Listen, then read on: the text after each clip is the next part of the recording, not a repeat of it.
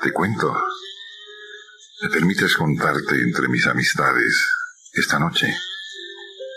Te cuento de ti y de mí, de nosotros dos, de cosas que nos atañen a ti y a mí, de viva voz, de tantas cosas que podemos hablar tú y yo.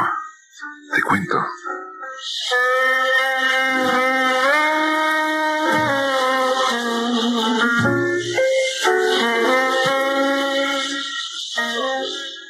¿Le prestas tu oído a Doña Radio, contante y sonante? Podemos hacer tú y yo eso, la radio, contante y sonante. Te cuento.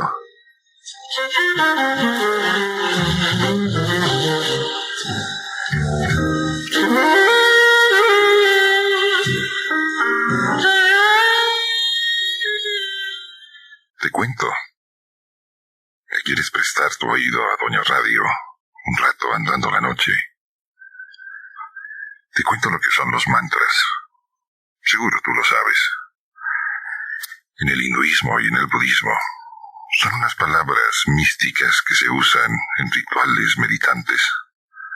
Palabras repetitivas que te ponen en situación de transición. Iba a decir de trance, pero luego le di un tirón a la palabra y dije de transición. Todo porque, no sé si lo escuchaste la semana pasada, un viejo amigo de Radio Universidad, no tan viejo él, fue alcanzado por el último segundo. Ese reloj palpitante que llevamos tú y yo dentro del cuerpo, ese corazón tic-tac, incansable. Un día, tac, y se acabó el tic. Y así a Roberto lo alcanzó su último segundo, y cuando dije, viejo amigo, rectifico, más o menos de la misma edad. Por cierto, por si te interesa y para que sepas por qué mi júbilo hoy, por una simple y sencilla razón. No todos los días se cumplen 17,000 días de vida. Es a mi edad, por si algún interés tiene o relevancia. No creo. Asunto meramente personal, pero con eso de que tú y yo tratamos de hacer la radio vivencial, vivencialmente te comunico, vivencialmente te digo dónde voy en mis vivencias de calendario. Te decía que Roberto fue alcanzado por ese último segundo. Pasó a la zona del silencio. Y en ese ceremonial, en ese ritual velatorio, los rezos que tienen sonoridad mántrica. Oraciones que se repiten y se repiten, se contestan y se dicen las mismas frases, y que desde la antigüedad tienen la misma intención. No sé si tú lo percibas respetuosamente como yo.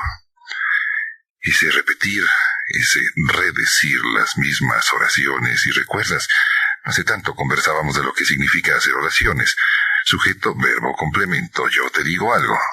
Y esas oraciones se van articulando para comunicarnos con los demás, y cuando tienen un sentido metafísico, las oraciones asumen una sonoridad rítmica, una intención vertical, digo yo. Se disparan a lo alto, hacia el misterio. Y me puse a pensar en lo mántrico que somos tú y yo, sin darnos cuenta. Esas frases repetitivas, insisto, en el hinduismo y en el budismo. Frases con sonoridad y tonalidad mística que llevan a la meditación. ¿Tú meditas? Yo creo que sin darnos cuenta, todos intentamos meditar. ¿Recuerdas cuando te contaba que Ortega y Gasset va a un zoológico, se planta frente a la jaula de los simios, los ve tan parecidos a los seres humanos?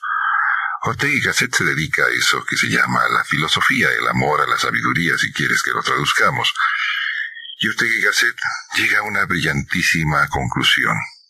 Los únicos animales capaces de ensimismarse somos los seres humanos. tú y yo.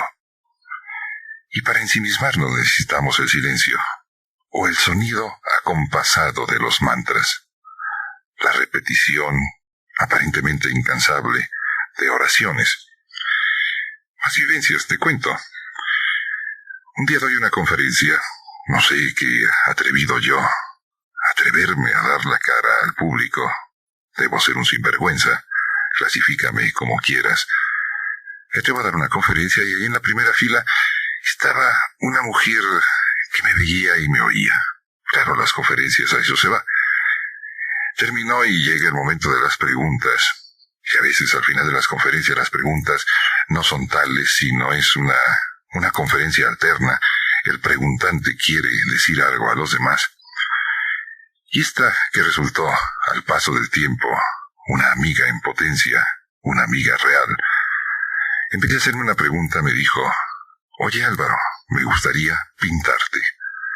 Yo me quedé sorprendido porque es la primera vez que me ocurría en mi vida. Me imaginé que se trataba de, pues, una broma. Y no.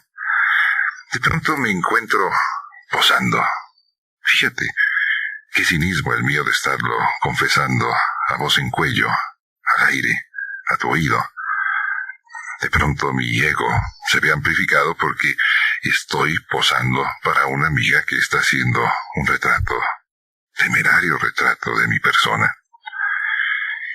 Y mi amiga, para entretenerme mientras se posa, son las horas allí, sin prácticamente hacer ningún movimiento, sin poder conversar. Entonces mi amiga le gusta mucho el canto gregoriano. Tú sabes lo que es el canto gregoriano. Antes de que se inventaran eso de do, re, mi, fa, sol, así, las 7 notas, antes de que se clasificaran así, y algún día te voy a contar por qué tienen esos nombres tan sospechosos, y por qué en inglés se conocen como B, C y otra nomenclatura. Es una historia divertida, pero la dejo de lado porque si no me salgo demasiado por el margen. El canto gregoriano es muy repetitivo, muy melódico, es una tonada que se repite, que te ayuda a ensimismarte. Y de pronto estaba yo posando para esta amiga pintora, María Luisa González Arechiga, y me siento transportado a otra dimensión. En una especie de estado, lo confieso, no de somnolencia siestera a primera hora de la tarde, sino una especie de transportación a otra dimensión. Entonces, de mi propia vivencia, reconozco que existen estos sonidos silenciosos, así con toda la paradoja dicha, sonidos acompasados que se pueden producir con los mantras y que te ayudan a ensimismarte, a naufragar quizá en el océano de la interioridad. Para ello se necesita, insisto, o silencio o sonidos acompasados como los que producen los mantras. Iba a intentar decirte algunos mantras, pero no sé mucho de budismo o de hinduismo. Simplemente hago una analogía también. Como se reza el rosario en ciertas credos. Y fíjate, mi amiga María Luisa González Arechiga me dice: vamos a tener que suspender las sesiones de posamiento y pintura porque estoy haciendo una serie de novenarios. Siempre son estos números cabalísticos, 3 por 3 significa 9. Y voy a la iglesia a rezar un rosario de 15 misterios. Y es repetir las mismas oraciones durante largo tiempo.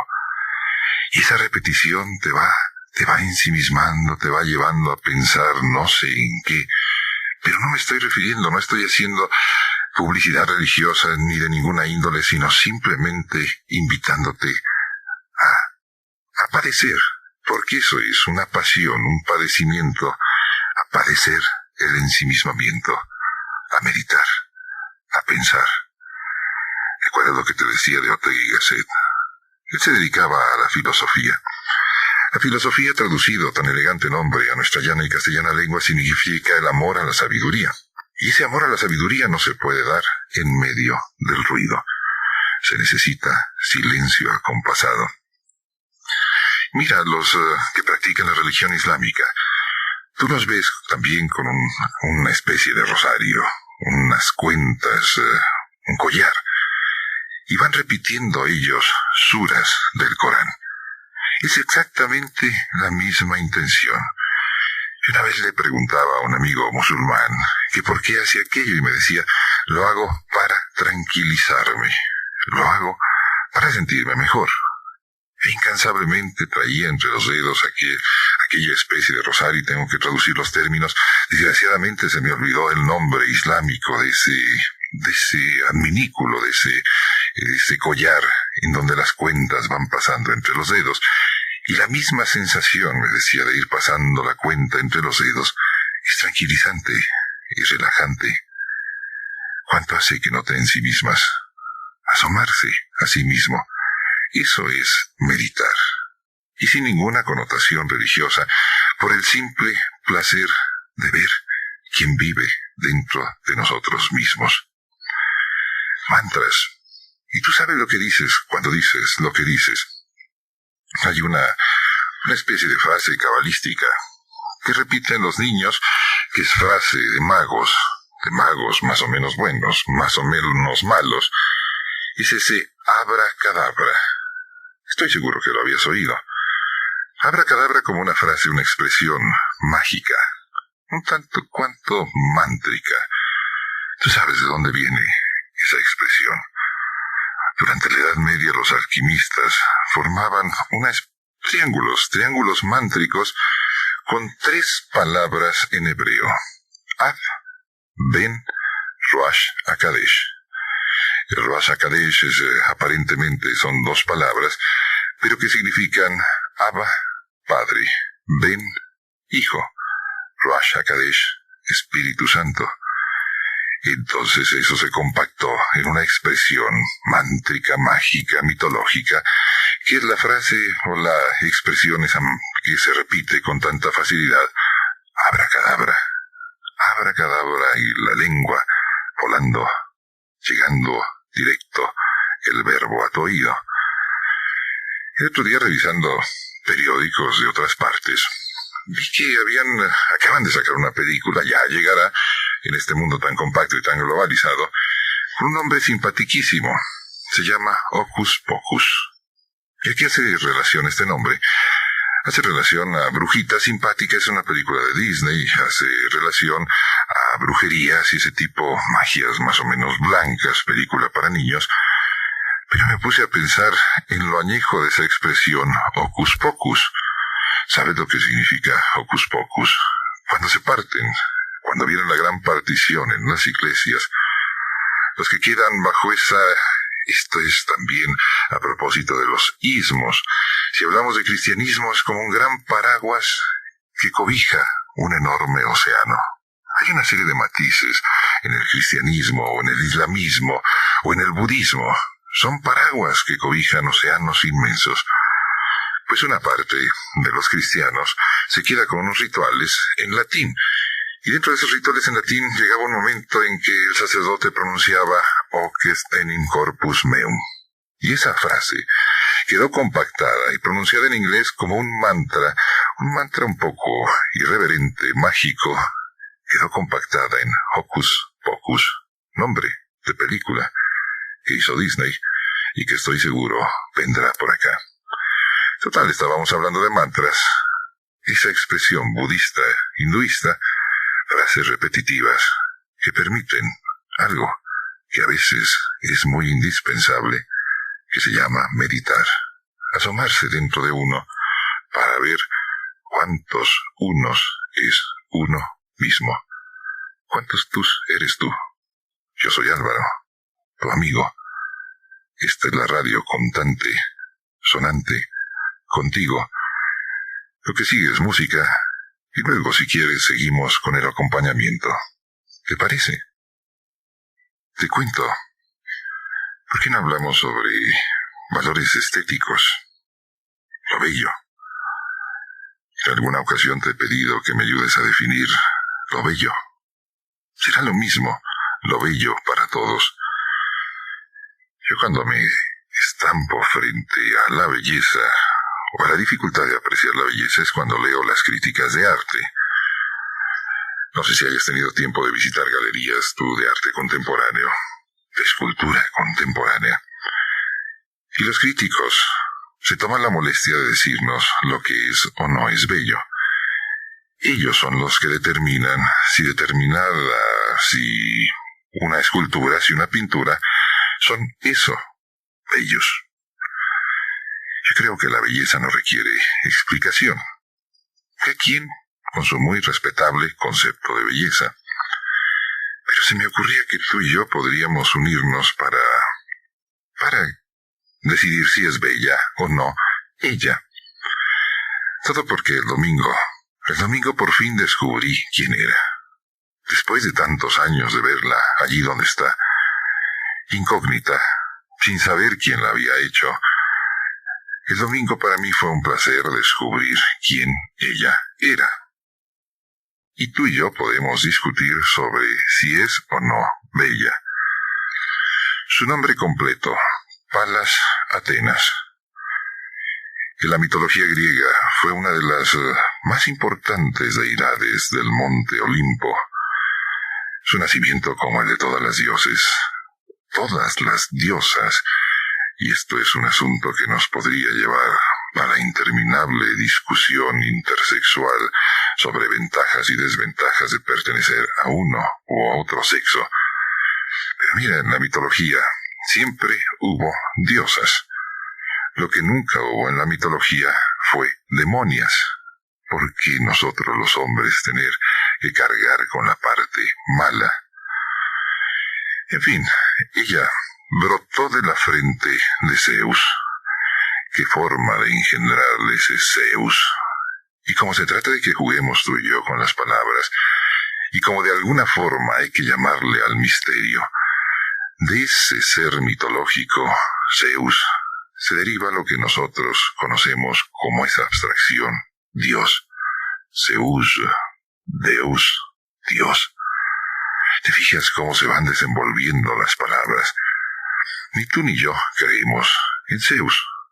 Pero tú y yo tenemos la inquietud de saber algo más acerca de ese ser superior que nos tiene practicando este deporte contrarreloj que se llama la vida. Total, a Zeus le brota Palas Atenas por la frente. Ella era la diosa de la guerra y de la paz, la patrona de las artes y de las manualidades de las artesanías, la guardiana de las ciudades. Una de las ciudades que fue encomendada indudablemente al patrocinio de Palas Atenea, o Palas Atenas, es la ciudad de Atenas, la capital de la actual Grecia. Y el templo ese que corona, que vigila, que sobresale a Atenas. Y si quieres desencantarte de los griegos, por favor date una vuelta por Atenas. Te encontrarás con que es una ciudad perjudida. Te encontrarás que la hipotética belleza de los griegos, quién sabe dónde quedó, porque es una confluencia de razas allí, que esos cuerpos perfectos, maravillosos, que nadie nos los tiene que explicar. Fíjate, te voy a retar a la imaginación. ¿Qué relación hay entre el monumento de la independencia y una marca de tenis muy, muy socorrida? Pues una relación fundamental en el nombre. Lo que está arriba del monumento de la independencia y Ángel Abel Quesada fue el descubridor, el manifestador principal, con que no se trata de un ángel, sino es más bien una ángela, por aquello de que tiene unas manifestaciones glandulares frontales que no dejan lugar a dudas de que es Ángela. Originalmente, y esta misma Ángela que aparece en esas monedas tan hermosas que son los centenarios que acuñara don Porfirio con motivo de que el monumento a la independencia fue inaugurado, es la misma figura y el mismo nombre de las marcas esas de zapatos, tenis, la Nike. Claro que tú elegantemente pronuncies Nike, porque así nos lo marca la publicidad. Quiere decir sencillamente que no sabes de qué se trata. La Nike es una maravillosa escultura que se encuentra en el Museo del Louvre, una escultura de unas proporciones humanas encantadoras. pero es un ángel, es un ser alado. Es la victoria alada de Samotracia o Nike. Y no estoy haciendo publicidad absolutamente a nada, que a quien se pone los tenis que quiera. Pero estábamos hablando de Palas Ateneas, de esa diosa bajo cuyo patrocinio se encontraba la ciudad de Atenas, y te decía que te puedes desencantar de la belleza, por eso citaba la Nige, porque es de una belleza extraordinaria, es una belleza que cuando uno contempla la forma voluptuosa de su cuerpo, uno cree que así son los griegos. ¿Y dónde están esos griegos clásicos? Veto a saber.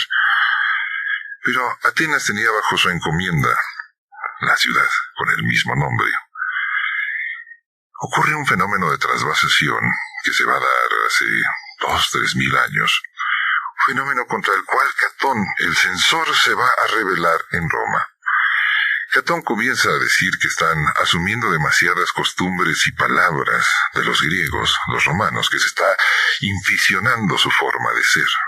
Para que veas que no hay nada nuevo en este mundo de trasvases donde nosotros estamos modificando nuestro comportamiento, estamos asumiendo quizá cosas que no tienen que ver con nuestra ancestralidad, pero en este mundo tan globalizado se da un fenómeno que ya se realizaba y se verificaba en aquella transvasación de culturas de Grecia clásica a la Roma conquistante e imperial.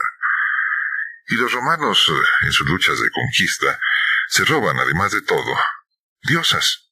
Una de las diosas que se llevan a Roma es precisamente Palas Atenea. Es una diosa que ellos van a rebautizar con el nombre de la Minerva. ¿Ya ves? ¿Te das cuenta dónde hemos ido a parar? A la Minerva, que apenas el domingo me enteré yo quién era. A veces leyendo periódicos se puede uno enterar de cada cosa, incluso a veces se puede saber la verdad. Resulta que el rostro de nuestra Minervota, y yo le llamo así con todo cariño, es el rostro de la esposa del gobernador en turno. Ah, tramposillos, qué cosas para lograr la pernidad. Y mira que ni tú ni yo lo sabíamos. Y resulta que el cuerpo de la Minervota es el de una entonces muchacha estudiante de danza allá por San Luis Potosí. Y lo que te iba a preguntar, muy en serio, es si es bella o no es bella la Minerva. ¿La has visto de frente? ¿Te gusta?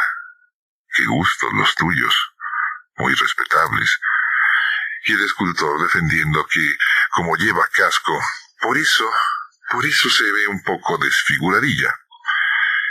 Esta diosa virgen, Palas Atenea, era representada por los griegos como una figura militarona, con armadura, y llevando ese escudo que tiene para protegerse, porque pues era una señora, yo creo, un poco ruda, diosa, pero temerosa.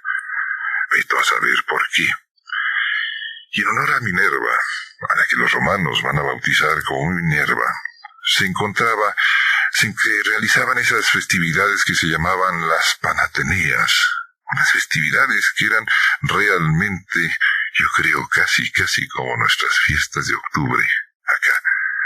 Porque estaba pensando yo, si el gobernador en turno quiso realizar un homenaje a una ciudad culta, ¿por qué no rebautizamos ya las fiestas de octubre y les ponemos así Panateneas o Panminervotas, si quieres respetar el nombre que tiene esa monstruosa estatua en lo que fuera la entrada a la ciudad? Y todo a propósito de la belleza. ¿Tú crees que la belleza requiera de ser explicada? ¿Tú crees que los críticos de arte nos puedan suplantar en nuestra percepción de la belleza? Es que hay que oírlos y hay que leer lo que escriben. Van a una exposición de arte y donde tú y yo vemos bodrios enmarcados, ellos ven belleza. ¿Por qué? Y ellos son los que clasifican luego, para estupor nuestro, son los que, mejor dicho, cuantifican el precio de esa hipotética belleza. Es que no me lo creerías. Yo lo vi. Un cuadro totalmente en blanco. Un cuadro meritoriamente instalado en una galería y se llamaba Oso Polar en Nevada.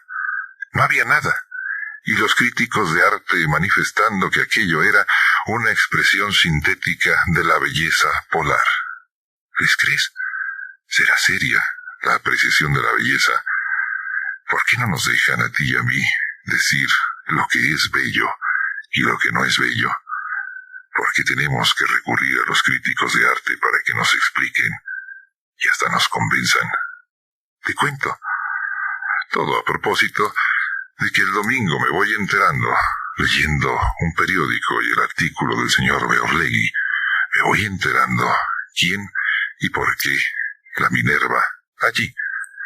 Lo otro ya lo sabía, que hace muchos miles de años los romanos se robaron a la Minerva, más bien dicho a Palas Atenea, Palas Atenea, se la robaron a domicilio de Grecia, se la llevan a Roma, la rebautizan. ¿Y por qué tenemos que cargar nosotros con las consecuencias? ¿Te gusta la Minerva? Estoy haciendo una especie de certamen de belleza, de algo que a la pasada puedes ver, y luego me dices si te gusta. Y como siempre yo digo, cada quien, sus gustos muy respetables. Te cuento, la música, y no olvides que al final de todo esto las notitontas que no tienen nada que ver con nada, pero algo tienen que ver con nuestra forma de ser. Te cuento. ¿Será cierto que la ociosidad es la madre de más de un estudio? Digo, porque tiempo libre se puede usar de tantas formas, o recursos libres para hacer estudios. Alguna vez conversamos tú y yo de las estadísticas. Cómo las estadísticas nacieron en la Edad Media en los estados feudales, pequeñas ciudades amuralladas que tenían que resistir los embates del enemigo. Y entonces el señor feudal, para estar allí, para poder permanecer resistiendo los sitios, tenía que tomar en cuenta los requerimientos de la población, es decir, cuántas fanegas de trigo, cuánto de esto y lo demás allá, para soportar el sitio o el sitiaje. Y ese recuento estatal acabó llamándose estadística. Y George Bernard Shaw, un tipo muy ingenioso, fíjate, Isadora Duncan, un día le dijo: oiga, don George, porque usted y yo no tenemos un hijo. Usted es muy inteligente, yo muy bella, por lo tanto el hijo saldría muy bello y muy inteligente. Bernard Shaw le dice: yo creo que la ruleta genética podría hacernos una mala pasada, y el hijo salir tan tonto como usted y tan feo como yo, mi querida Isadora. Y respecto a las estadísticas, Bernard Shaw contaba aquello de el sondeo acerca de las infidelidades. Y entonces llega el estadígrafo, llega el encuestador. Por cierto, suena muy bonita esa expresión, nos encuestamos, suena un poco delicadamente obscena. Llega el encuestador y le pregunta: señora, ¿usted le es infiel a su marido? Y la señora, realmente alarmada, cierra la puerta del encuestador en las narices del encuestador y le dice: ¿con quién me confunde usted? Y bueno, en la puerta siguiente hace la misma pregunta ese individuo que estaba averiguando estadísticamente sobre infidelidades. Señora, ¿usted es infiel a su marido? Y ella responde: sí. Secreta la respuesta, no se lo vaya a decir a nadie. Señora, ¿cuántas veces por semana? 2 veces por semana. Y el encuestador saca como resultado de que en promedio ambas señoras son infieles 1 vez por semana. En promedio estadístico. El juego de las estadísticas es fascinante. Sirve incluso para confundir o para aclarar. Tú sueñas. Un amigo mío tiene muy bien dividido su día. Me da envidia. Dice que 8 horas las dedica a dormir y el resto a soñar. Tú sueñas cuando estás en tu trabajo. Todo este amplio rodeo a propósito de estadísticas y de estudios sumamente profundos que realizan los que tienen tiempo y dinero para realizar estudios, pongo entre comillas, sumamente profundos. Una revista para ejecutivos. Una palabra difícil de definir. ¿Quién es un ejecutivo? ¿El que ejecuta qué? Los ejecutantes en la Edad Media eran los que manejaban las orcas. El ejecutivo más refinado que pueda haber es el que maneja el switch de la silla eléctrica. Ese sí que ejecuta la pena capital. ¡Ay, qué dolor! ¡Qué pena! Pero en fin, una revista dedicada a ejecutivos entrevista a hombres de edad entre 25 y 40 años. Exclusivamente hombres. Ellos son individuos que están situados en mandos medios, con lo que esto signifique o deje de significar. O sea, no son directores de la empresa, ni tampoco están en los puestos inferiores. Y luego les preguntan, ¿y usted qué sueña mientras está trabajando? No que se duerman la siesta en el escritorio, sino esas ensoñaciones con los ojos abiertos. Y la respuesta primaria es de una terrible contundencia. El asunto primordial en la que sueñan estos individuos es ese 77%, y ya estoy echando números estadísticos para tratar de convencerte de esta verdad. Y si quieres creerla, allá tú.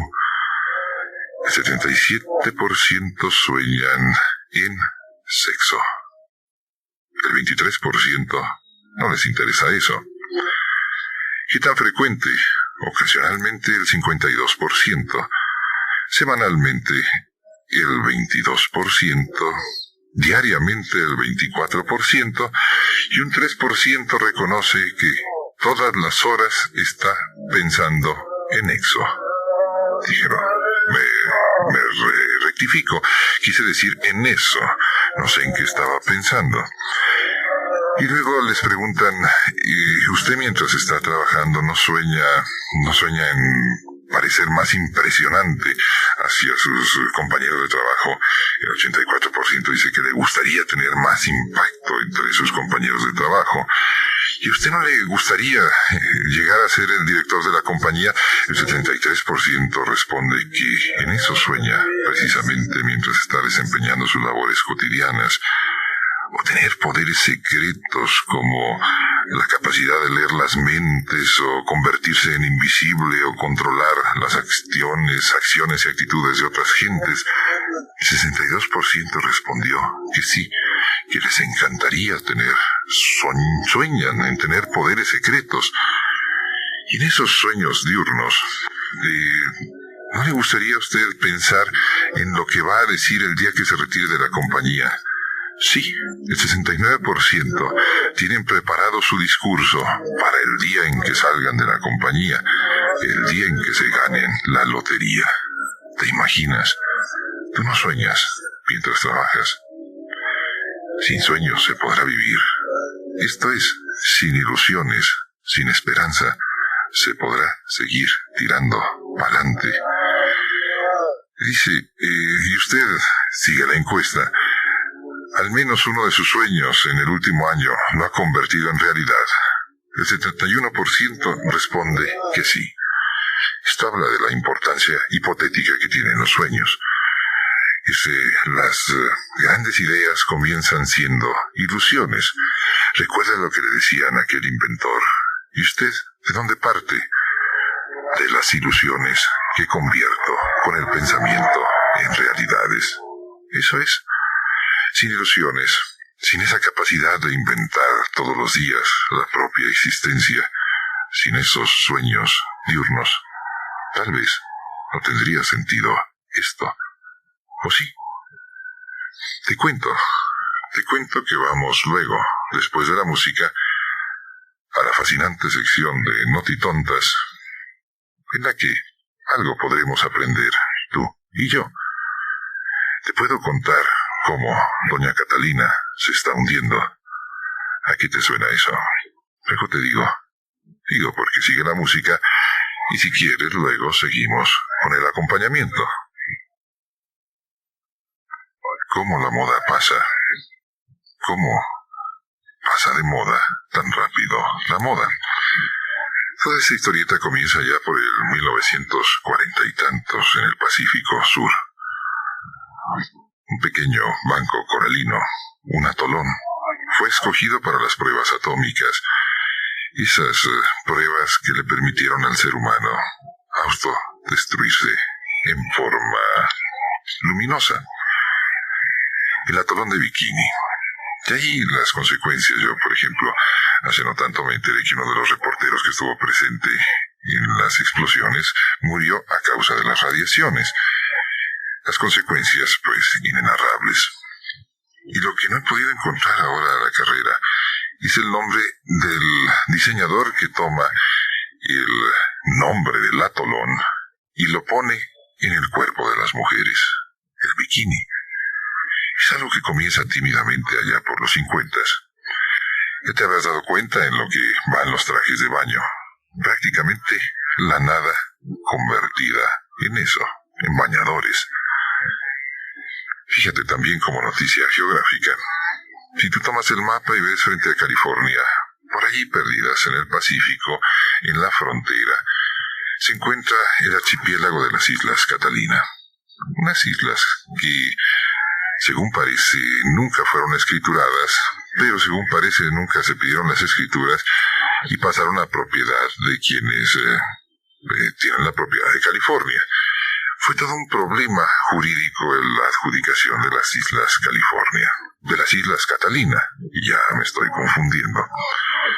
Pero estas Islas Catalina dieron su nombre a unos trajes de baño que por fin han dejado su paso a la historia. Yo recuerdo durante décadas la máxima aspiración de las mujeres era tener un traje de baño Catalina. Y la semana pasada quebró, por fin, la fábrica de trajes de baño Catalina. ¿Por qué? Porque seguían siendo unos trajes muy voluminosos y ahora lo que se trata es la simplificación del bikini a la casi nada y por la ruta de la atomización del traje de baño. En bancarrota, la compañía fabricante, con ese nombre de esas islas, cuya propiedad fue objeto de una disputa jurídica que duró décadas entre Estados Unidos y México, y que nunca quedó bien aclarada ni bien concluida, el archipiélago de las Catalina, a trajes de baño, y por fin los trajes se han hundido. Te cuento, no te tonta, te digo, no tiene que ver con nada, simplemente notificación periférica, con la cual o sin la cual podemos seguir tirando pa'lante. Te cuento que lunes a viernes, aquí, en Deca, salgo después del noticiario de las 10 a buscar tu oído. Te cuento que sin la colaboración de tanta gente que me permite subir a la antena a buscar lo que he encontrado esta noche, sería imposible este salto verbal. Te cuento. Mañana, si quieres, nos encontramos aquí. En todo caso, yo te busco. Te cuento.